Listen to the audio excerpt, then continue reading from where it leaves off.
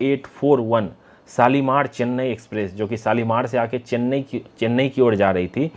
और दूसरी ट्रेन हमारी Bangalore SMBT sir M Visvesvaraya terminal से निकल के हावड़ा की ओर जा रही थी। दोनों पैसेंजर ट्रेन है, फुल्ली पैक्ड रहती है। इसमें जो लोग रहते हैं स्लीपर कोचेज में, इसकी अगर हालत देखोगे तो आप अगर 72 सीट है तो लगभग 150 से ज़्यादा लोग रहते हैं स्लीपर कोच में, क्योंकि वेटिंग वाले रहते हैं और ये फुल्ली पैक्ड ही जाता है।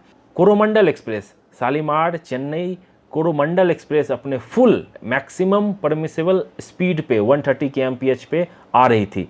उससे पहले क्या हो गया था, जो हमारी SMBT बेंगलोर हावड़ा वाली जो ट्रेन है वो चल के जा रही थी और उसके 3 डब्बे पटरी से उतर गए थे और वो दूसरे ट्रैक को ऑब्स्टेकल कर रहे थे। और इसी दौरान एक मालगाड़ी उधर से गुजर रही थी, तो उस मालगाड़ी को रोक दिया गया था ताकि मालगाड़ी पैसेंजर ट्रेन से ना टकरा जाए। और उस दौरान हुआ क्या, अब मालगाड़ी रुकी है तो वो ब्लॉक सेक्शन, मैंने आपको पहले भी समझाया था, वो पूरा ब्लॉक हो गया और पीछे से कोरोमंडल एक्सप्रेस अपने फुल स्पीड से आ रही है। और ऐसा कहा जा रहा है कि सिग्नल रेड होने की बजाय सिस्टम फेल्योर हो गया। सिग्नल फेल्योर होने की वजह से लोको पायलट, उसके जो क्रू थे, असिस्टेंट लोको पायलट, उनको पता ही नहीं चला कि आगे ट्रैक पे एक मालगाड़ी है। क्योंकि ट्रेन जब 130 के स्पीड से चलती है तो आप अंदाज़ा लगा लो, ट्रेन अगर आप रोकने की इमरजेंसी ब्रेक भी लगाने की कोशिश करोगे तो कम से कम 1 किलोमीटर, कम से कम 800 से 1 किलोमीटर डिस्टेंस लेती है ट्रेन रुकने में।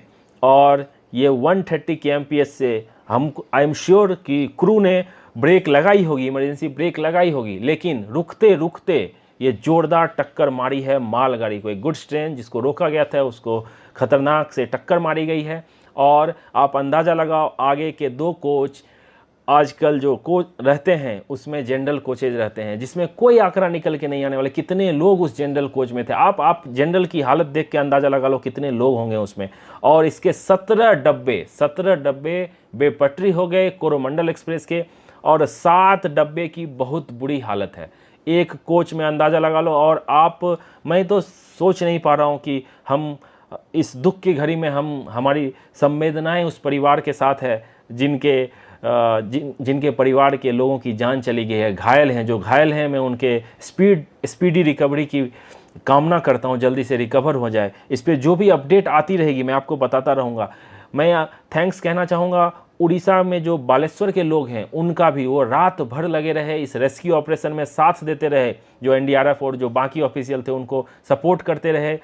हॉस्पिटल में लाइन लगी हुई है लोगों का ब्लड देने के लिए, वो अपना ब्लड देने के लिए, क्योंकि आपको पता है कितने अभी सारे अस्पताल पैक हो गए हैं। बहुत सारे लोगों को भुवनेश्वर, कटक रेफ़र किया जा रहा है। और ये रेल मंत्री हमारे अश्विनी वैष्णव साहब साइट पे पहुंचने वाले हैं, वो किसी भी समय पहुंच सकते हैं। और ये टोल जो है, ये जो आंकड़ा है, ये धीरे धीरे बढ़ता ही जा रहा है और ये भयानक होता जा रहा है। इतिहास में, रेलवे के इतिहास में ये सबसे बड़ी दुर्घटना हो सकती है। मैं आपको बता दूं, आज अभी हाल फिलहाल में ये दुर्घटना इतनी बढ़ क्यों रही है।